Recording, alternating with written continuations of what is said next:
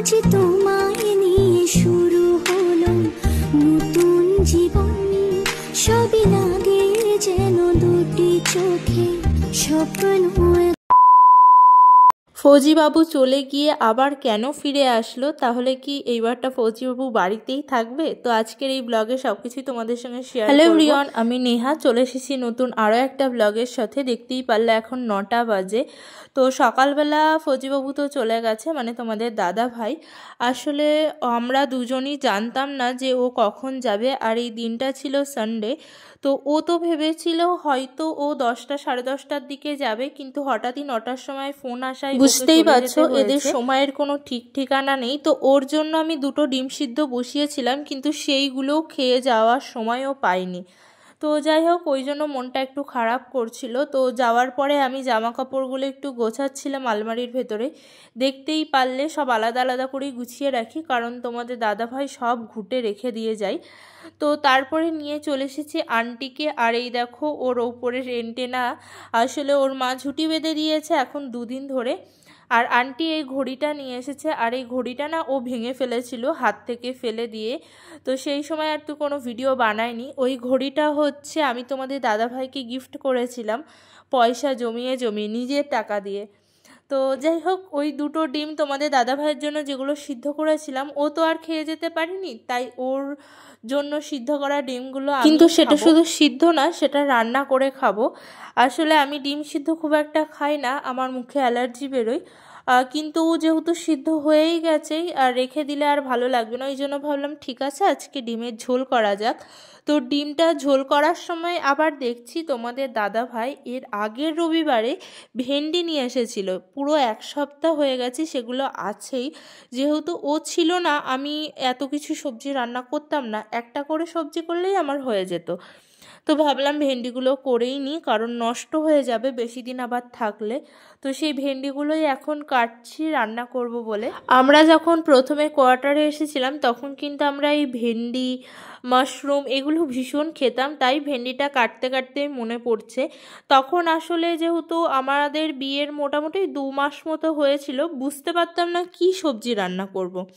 সত্যি নতুন নতুন তখন ছিলাম, সংসার তখন প্রথম প্রথম করছি, ওই জন্য এটা ভাবতেই আমার মাথা খারাপ হয়ে যেত যে পরের দিন কি রান্না করব। এমন না যে কোনো সবজি থাকতো না, বেশি সবজি হয়ে যেত আর আমি বুঝতেই পারতাম না যে কি রান্না করলে ঠিক হবে। তো তখন ওই ভেন্ডি আলুর তরকারি, মাশরুম আলুর তরকারি এগুলো খুব সহজে মানে হয়ে যেত, অত ভাবতে চিন্তা করতে হতো না, ওই জন্যই আর কি। তো এখানে দেখো ভাত বসিয়ে দিয়েছি, এই ইন্ডাকশানেই বসিয়েছি, কারণ ওই 1 মুঠো করে চাল লাগে। তোমাদের সঙ্গে কোনো একদিন শেয়ার করব, সত্যি 1 মুঠো চাল লাগে আমার জন্য। এই দেখো একটাই ভাত, মানে এই স্যালাড, ভাত আর ভেন্ডি আলুর তরকারি, ডিমের ঝোল, এটাই হচ্ছে আজকে আমার লাঞ্চের মেনু, আর যেটা আমি খাবো রোদে বসে। যাই হোক, খাওয়া দাওয়া হয়ে গেছে। তারপরে এই যে ওনাকে এখন নিয়ে আসলাম, এন্টেনা বার করে উনি চলে এসেছে আমার কাছে।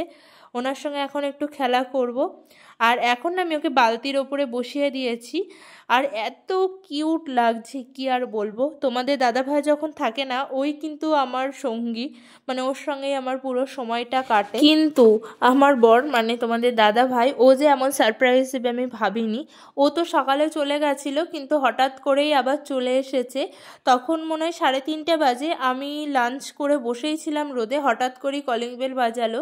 তো দরজাটা খুলে দেখছি ও এসেছে, কিন্তু বেশিক্ষণের জন্য না, ওই 1.5 ঘন্টা মতো ছিল, থেকে আবারও চলে গেছে। তারপরে আমি একটুখানি বাইরে এসেছিলাম হাঁটতে, মানে ওকে ছাড়তে এসেছিলাম, ও তো চলে গেল, আবার আমি এখন ঘরে যাচ্ছি। আর আমার সঙ্গে সেদিন একটা অদ্ভুত ঘটনা ঘটেছে। ব্যাপারটা হচ্ছে আমি না ভুল করে অন্য একজনের কোয়ার্টারে চলে গেছিলাম। জানি না, এটা আমার সঙ্গে মাঝে মধ্যেই হয়, মানে আমার আগে যাদের কোয়ার্টার আছে আমি তাদের কোয়ার্টারের ভেতরে ঢুকে যাই ভুল করে, মানে আনমনা হয়ে, ফোন দেখতে দেখতে আসি না, এমনি আস্তে আস্তে ভুল করে ঢুকে যাই। তো ওদের কোয়ার্টারের সামনে গিয়ে যখন আমি ঢুকবো, হট করে আমার মনে হচ্ছে এটা তো আমার ঘর না। তখন আমি আবার তারপরে ওনাকে একটু এনে মুড়ি খেয়েছি, আর ওর মুখটাও একটুখানি আমি মেকআপ করে দিয়েছি। তো তারপরে আমি হাঁটতে যাচ্ছি, এখন বাজে 7টা মতো। ওই যে নিয়ে এসেছিলাম ওনাকে, ওনার সঙ্গে খেলতে খেলতে একটু দেরি হয়ে গেল, উনি যেদিনই আসে সেদিনই আমি লেট। তো এখন যাচ্ছি, দেখি যাই, গিয়ে একটু হেঁটে আসি সামনে থেকে, তালা তালা খুঁজে পাওয়া যাবে না, চলো তালাটাকে খুঁজে। আর হ্যাঁ, তোমাদের দাদাভাই তো চলে গেছে, ও গেছে 5টার সময়। তো ও বলছিল মানে যদি হয় তাহলে আসবে, নাহলে আসবে না, না আসার চান্সটাই বেশি। কিন্তু তাও ও দুবার যেভাবে সারপ্রাইজ দিয়েছে আমি তো ভাবছি আসতেও পারে। যাই এখন হেঁটে তো আসি, তারপরে দেখা যাবে, আসলে তো দেখাই যাবে। আমি হেঁটে তো চলে এসেছি, তারপরে দেখো এদের ঘরে চলে এসেছি। আসলে যখন তোমাদের দাদাভাই থাকে না তখন কিন্তু আমার অনেকটা সময় এদের সঙ্গেই কাটে। তো আমি যেই এসেছি আমাকে দেখে দেখো কি সুন্দর হামাগুড়ি দিয়ে চলে আসলো। আর ও না এখন হাত ধরে ধরে একটু হাঁটতে শিখেছে, তো ওকে নিয়ে আমি হাঁটানোর চেষ্টা করছিলাম। আর ওই দেখো ওইদিকে ওর মা আছে এক কোনায়, তো আমি বললাম তুমি চলে যাও, অসুবিধা নেই। আর এইদিকে আন্টি এখন ক্যামেরার সামনে নাচবে। আসলে বলেই তোছি ওরা ভিডিও করলে ভীষণ খুশি হয়। আর এখন দেখো গুটি গুটি পায়ে হেঁটে হেঁটে আসছে। আমি যখনই টাইম পাই তখনই চেষ্টা করি ওর হাত ধরে একটু হাঁটানোর, মানে এখনও যদিও বা অনেকটা ছোটো, কিন্তু তাও যদি শিখে যায় আর কি। কি কিউট দেখো দুজনা, ওর বোনকে ক্যামেরার সামনে আসতে দেবে না আর ওর বোনও ক্যামেরার সামনেই আসবে। তো যাই হোক এখন উনি ওই যে ভিডিওটা বন্ধ করলো, তারপরে আমাকে বলছি শুধু আমার ভিডিও করো। তো শুধু এখন ওর ভিডিওই করছি। এখন গান চালিয়ে দিয়েছিলাম, নাচানাচি চলছে সব। আর এই গুড়গুড়িটা শুধু হামাগুড়ি দিয়ে সারা ঘর গুড়গুড় করে বেড়াবে আর শুধু দুষ্টুমি করবে। এখন দেখো এই জুতোগুলো সব ফেলবে। ওদের ওখানে অনেকক্ষণ বসে থাকার পরেই তোমাদের দাদাভাই ফোন করলো, করে বলছে আমি দরজায় দাঁড়িয়ে আছি অনেকক্ষণ ধরে, কোথায় তুমি? তো শুনে তো আমি ভীষণ খুশি, কারণ ওর তো আসার কথা ছিল না, কিন্তু তাও হঠাৎই চলে এসেছে। তো এইবারটা বলি তোমাদের দাদাভাইকে একেবারের জন্যই চলে এসেছে। ব্যাপারটা হচ্ছে হ্যাঁ ও যাবে, কিন্তু এখান থেকে যাওয়া আসা করবে এইবারটা, মানে একদম আর চলে যাবে না, এখান থেকেই রোজ সকালে যাবে তারপরে রাতে আসবে কয়েকদিনের জন্য। কিন্তু এর পরেও কিন্তু তোমাদের দাদাভাই অন্য এক জায়গায় যাবে, যেখানে অনেক দিনের জন্যই যাচ্ছে, প্রায় 2 মাসের জন্য। যাই হোক সেগুলো তো পরেই ব্লগে দেখতে পারবা। তো আমাদের দুজনের কাণ্ড দেখো, এখন এখানে পুরো ফ্রেশ হয়ে চলে এসেছি, ব্রাশ ট্রাশ করা হয়ে গেছে। তারপরে তোমাদের দাদাভাই ফোনে একটা গান শুনছিল, তো আমি ওকে বলছি এখন আমি নাচ করব, মানে এটা রোমান্টিক গান ছিল, খুব সুন্দর। তো অনেকক্ষণ ধরে আমরা দুজন প্রথমে নাচ করেছি, তারপরে ও আবার শুয়ে পড়েছে, তারপরে আমি ভাবছি চলো একটু ভিডিও বানানো যাক, কারণ এই স্মৃতিগুলোই থেকে যাবে। যখন কোয়ার্টার খালি করে যাব তখন এই ভিডিওগুলো দেখতে কিন্তু বেশ ভালো লাগে।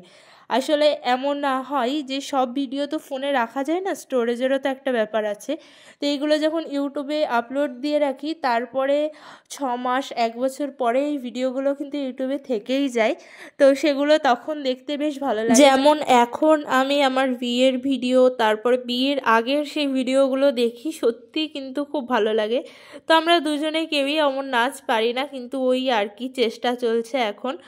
আর আজকের এই ভিডিওটাও এটুকুই। যদি কিছু তোমাদের ভালো লেগে থাকে অবশ্যই চ্যানেলটা সাবস্ক্রাইব করে দেবে, একটা লাইক আর একটা কমেন্ট করে দেবে। আর এখন আমরা ঘুমাবো, সবাইকে টাটা, বাই বাই।